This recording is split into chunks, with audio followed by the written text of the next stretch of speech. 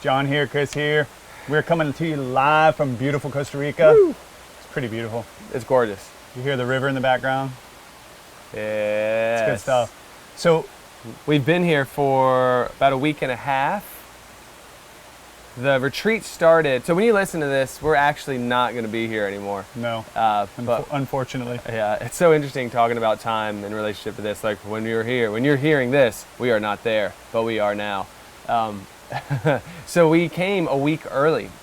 We came a week early to embed a little bit of our own personal vacation time into it, and also to have some time to prep and be away from all the distractions of home and the studios, so that we could focus on really delivering while we're here and being present and making sure that everything we wanted to cover, we know like to a T when we're covering it, how we're covering it, stories that we want to tell, and all the frameworks that we're using. Yeah.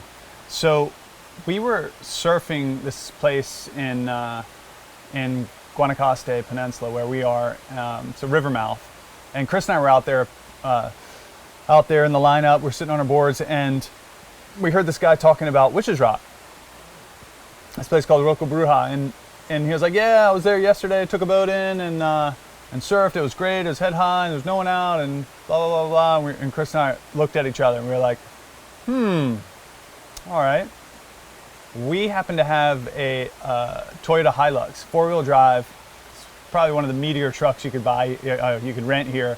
And Chris and I started talking. We were like, "What do you think, man?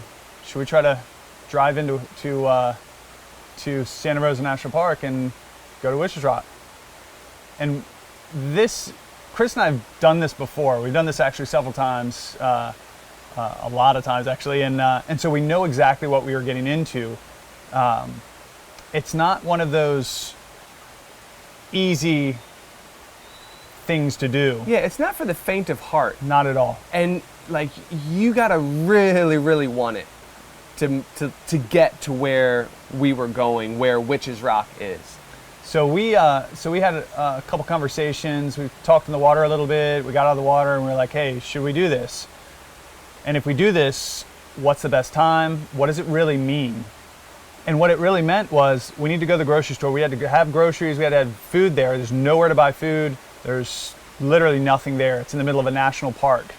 And what it also means is that we would have to get up really early because really we only had we had one day to do it. So we made a decision. We said, we're going to do it. And we're going to do it tomorrow. That day we went to the grocery store. We got groceries. We got gas. We made a game plan. We're like, we're going to get up at 4:30 in the morning. We'll be on the road by 5 o'clock. That'll put us in the park at 7. Once you get to the entrance of the park, then it's 45 minutes, almost an hour of 4-wheel drive. Total 4-wheel drive terrain. I'm talking... It's only like 13 clicks, 13 kilometers from like the entrance of the park to the beach. But it takes you almost an hour to get there. That I'm trying to give you an understanding of the terrain, literally up and down the sides of these mountains. Big rocks. You can call it a road. Yeah. It's kind of a road-ish thing. It's roadish, for sure. It's roadish. Big boulders in the way. There's river mouths. Thank God it's dry season, so we didn't have to drive through the river this time. But it's riverbeds, it's huge ruts from when it was muddy. It's you're constantly on full alert, making sure you don't get stuck. Yeah. And you can literally get stuck pretty much anywhere. Yeah, central nervous system is all fired up because you're like, I mean, it's crazy. So we wake up at 4:30, we pack our stuff up, we drive 2 hours to get to Santa Rosa National Park. We drive another 45 minutes of the worst road conditions ever. There's literally a sign that says, "The roads are bad. We recommend walking." Yeah. It takes like 4 hours, but like that's what they say. Yeah. And so we finally got there. Once you get there, that's kind of where it begins, because now we have to unpack all our stuff. We each have a backpack. We each have our boards, and we're about to walk. The ranger, there's one dude, one lone ranger at the station, and we pay him. He was the Lone Ranger. He was the Lone Ranger. And he was like, "I thought you guys were Ticos because no Americans ever come in here this early." We know what we want.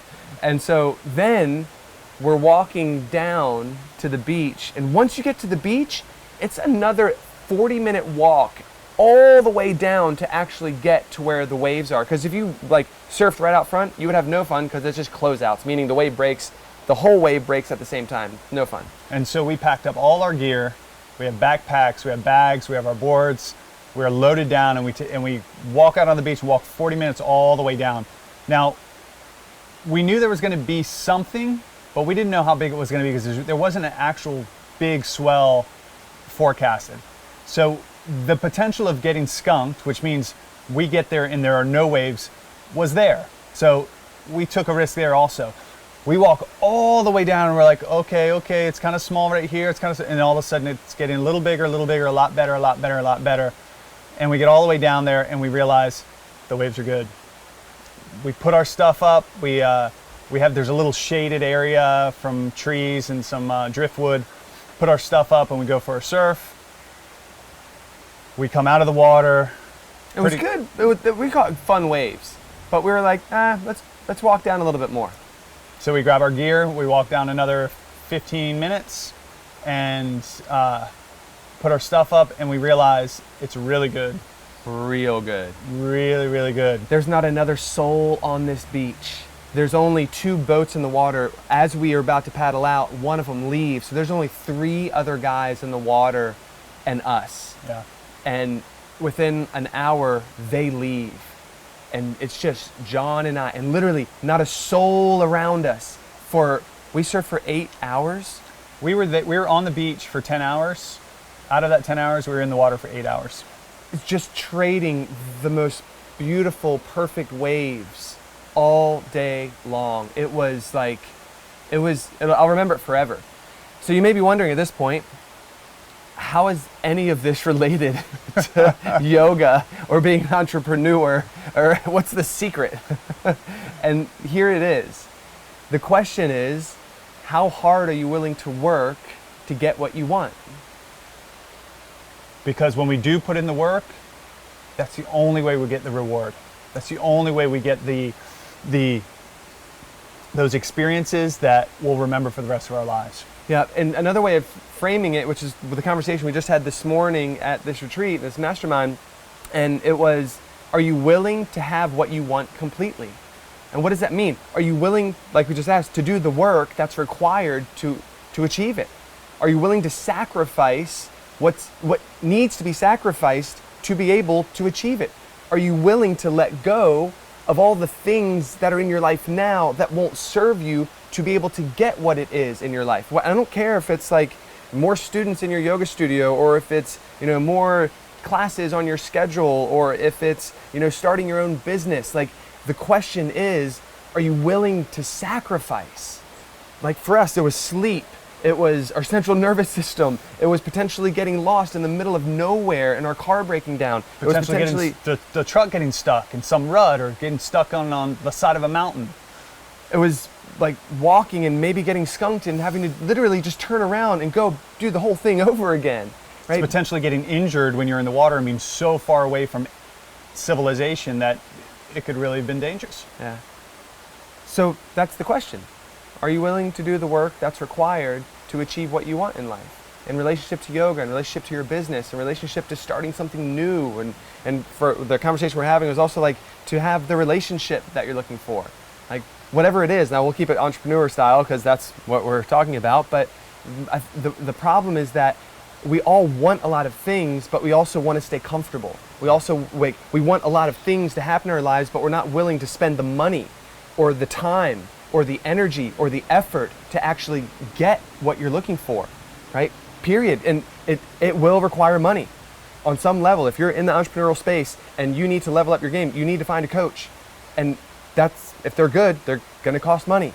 But you're investing in yourself. So that's the question. That's the big question. This is what the whole story is about, is are you willing to sacrifice what you need to sacrifice to be able to achieve what you want in your life and in your business? Every single goal requires a commitment of some kind. Every single goal, everything that we want to achieve in life, especially the bigger things, require a give, a sacrifice. Like Chris said, it requires our time, money, energy. It requires something. And if we're willing to turn off Netflix and do the work build our business, build our dreams, it will pay off. But it requires us to step up and do it. Yeah. And so you may be like, well, guys, like, yeah, you just went on a surf trip. Like, that's not a good story in relationship to me wanting to build my business and like what's required of it.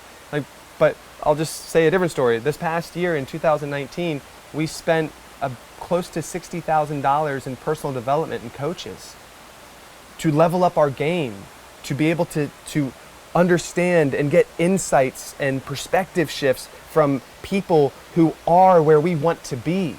Like, that required not just money, but time away from our families. We had to travel to these guys and like spend like weeks upon weeks in these mastermind groups learning, and then coming back and going through the fire of not being good at what we're trying to implement, and it's just reiterating and then iterating and iterating over and over again. And so whether it's a surf trip or whether it's building your business or whether it's taking your business to the next level, like the core is the core, and that is we have to be willing to sacrifice something to be able to get what we're looking for in life. Yeah. So with that, go out, make a difference, build that business, start it right now, take the next step that you need to take to stalk your dreams. Yep. Do the work, honor the struggle, and make this world a better place to live. Peace. Yes. Thanks so much for listening to Yoga Entrepreneur Secrets. Do you have a question that you'd like us to answer raw and uncut on the podcast? If you want your questions answered, all you need to do is head over to Apple Podcasts and do 3 simple things. 1, rate and review, telling us what you think of the podcast. 2, in that review, ask anything you want related to yoga. And 3, if you want a shout out, leave your Instagram handle or name. And that's it. Then listen in to hear your question answered live, raw, and uncut. Join us next time on Yoga Entrepreneur Secrets Podcast. Thanks.